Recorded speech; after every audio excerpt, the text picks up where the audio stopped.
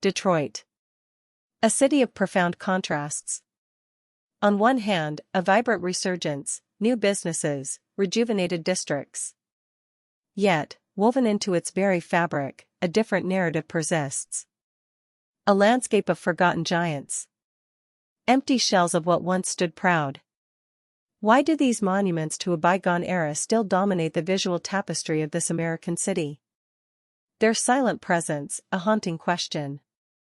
Blocks, entire neighborhoods, stand testament not to neglect alone, but to something deeper. A complex interplay of forces. What secrets do these crumbling walls hold about Detroit's journey? To understand the present, we must look to the past. Detroit, once synonymous with the American dream. The Motor City. Its factories churned out more than just automobiles, they produced prosperity, innovation, and a global identity. A beacon of industrial might. Millions flocked here, drawn by the promise of work, of a better life. The hum of machinery was its heartbeat. A bustling metropolis, a symbol of unbridled progress. But even as it soared to unprecedented heights, subtle currents were beginning to shift. Seeds of change, imperceptible at first, were already being sown. The automotive landscape began to transform. Automation, foreign competition, evolving consumer demands. The very engine of Detroit's prosperity faced new pressures. Jobs, once abundant and secure, started to disappear. Factories, once vibrant with activity, became quiet. A slow, creeping exodus began. Families sought opportunity elsewhere. What once seemed an unstoppable force, now showed cracks. The city's reliance on a single industry proved both its greatest strength and its ultimate vulnerability. The first whispers of decline, easily dismissed then, grew louder with each passing year.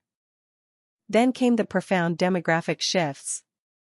What is commonly known as white flight saw massive numbers of middle-class families leave the city for surrounding suburbs. The city's population dwindled. A staggering loss of residents. With them went the tax base, the very foundation of municipal services. Schools, infrastructure, public safety, all felt the strain. Homes, once cherished, became empty. Neighborhoods, once thriving, fell silent.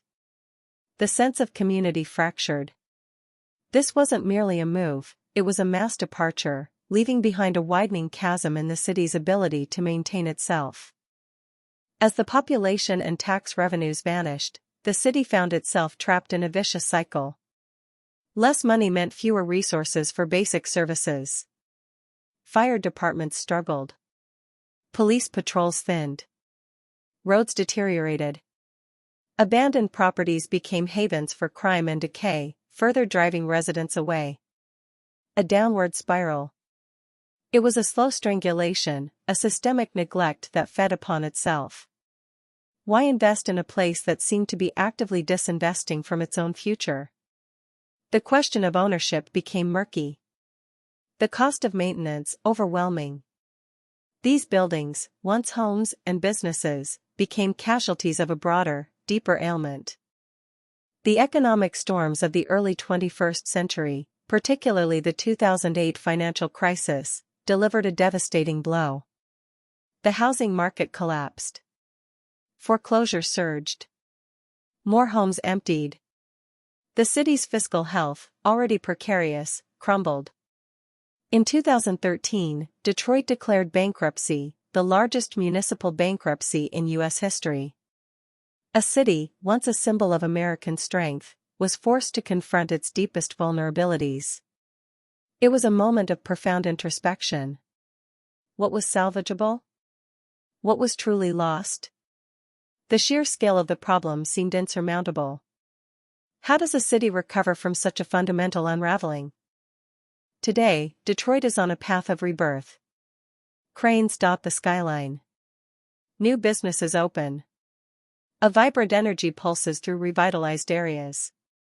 Yet, amidst this renewal, the abandoned structures remain. Tens of thousands of them. Why, with all the investment and effort, do they persist? The sheer number is daunting. The cost of demolition, astronomical. The complexities of title ownership, a bureaucratic maze. Some are too far gone. Some are deemed historic. Others simply stand as grim reminders of what was, and what might never be again. The scale of recovery is immense. Detroit's abandoned buildings are more than just empty spaces. They are physical manifestations of a layered history, industrial shifts, demographic changes, economic downturns, and policy decisions spanning decades. They stand as a testament to both incredible highs and devastating lows. While the city's spirit of resilience is undeniable, the physical legacy of its past will continue to shape its future for generations. The true resolution lies not in erasing the past, but in understanding its complex imprint. Detroit, a city forever grappling with the profound weight of its own history, still writes its next chapter.